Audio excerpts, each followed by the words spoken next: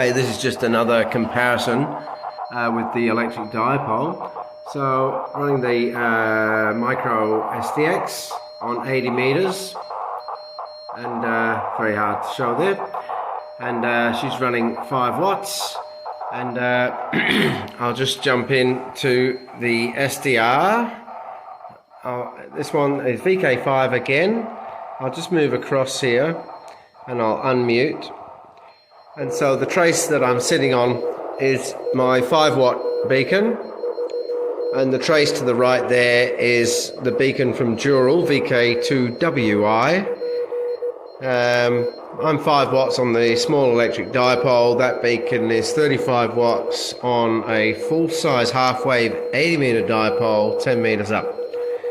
So yes, Dipole is further from this receive station than I am.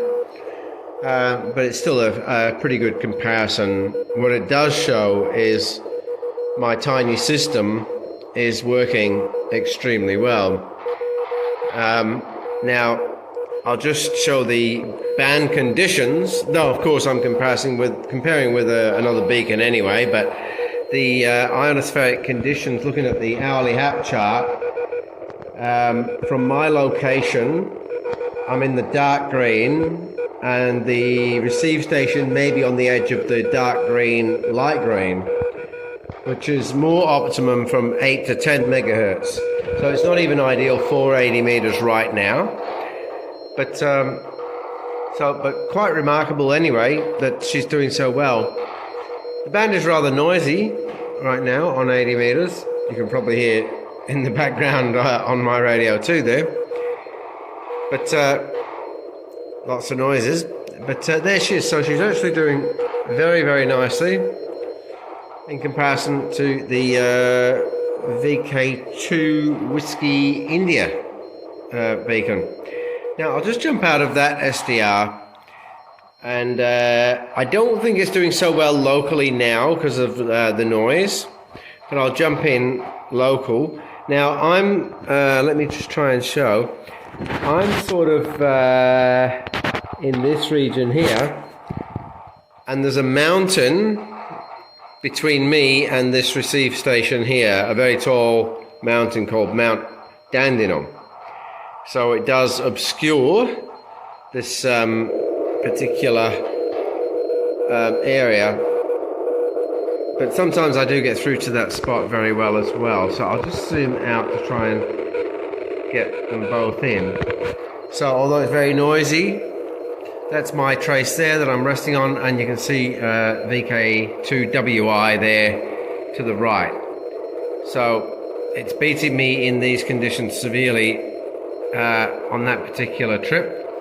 I'll jump to that one so you can see the signal.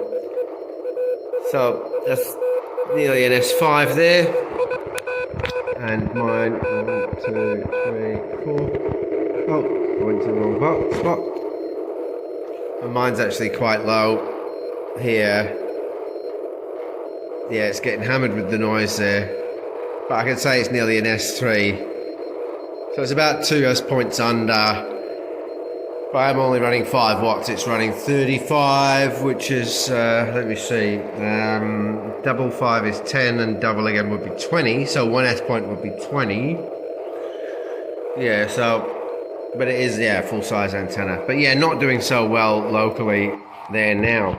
What I'll do is, now as we noted, the conditions are not ideal. I'll jump further up from Canberra, let's see, up past Sydney, much further up, and I'll see, I'm not sure how it's getting up here into the Hunter Valley in VK2.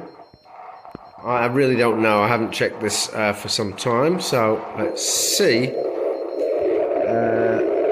Oh, I'm not even on the right frequency there. Oh, okay, this one always buggers me around.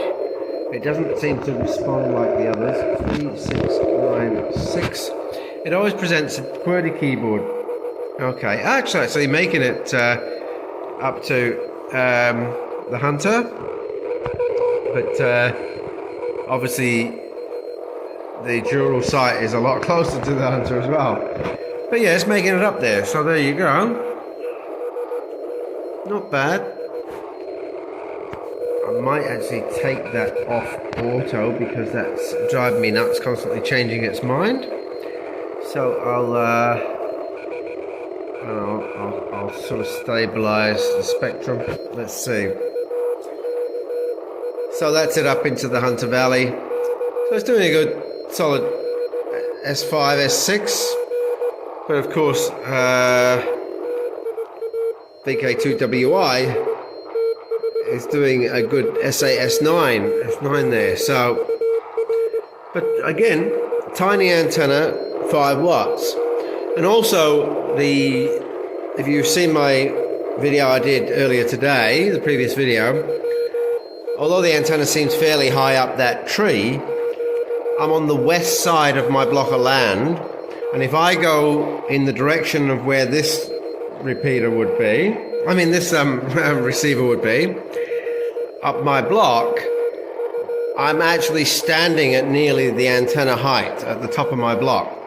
And behind my block is even higher. The treetop is at the land height. So I'm also physically obscured in that direction. So it's not advantageous at all to that direction. But there you go. S5 anyway, over, and it's still doing it. So all in all, that's absolutely fantastic. I wonder if there's a whisper of it up in Brisbane in Queensland. I'm not sure. Let's find out. It's a fair stretch for 80 meters, 5 watts in unsuitable conditions, so not entirely confident about that.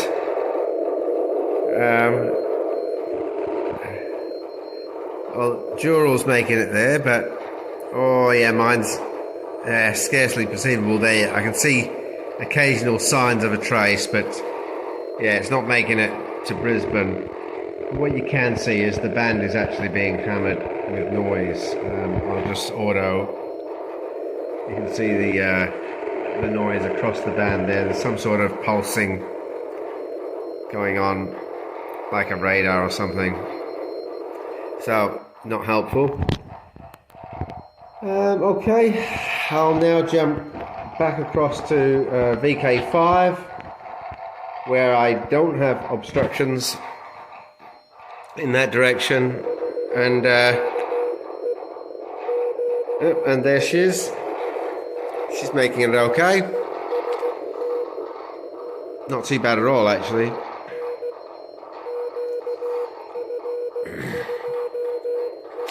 Now, this is just the first draft of a home-based version. What I will point out, if I put in the effort, time and the materials and the focus, if I was to make one, which I could very easily make one the size of an 80 meter half-wave dipole, but using my principle, I could actually wipe the floor with a full-size 80 meter dipole. By making one, it would be extremely elaborate. That is a complex series of small electric dipoles, all end to end. So it would actually work like a collinear array. And it's amazing what can be achieved. I'm only scratching the surface here. But there you go. Just thought I'd share that. 7-3, and thanks for watching.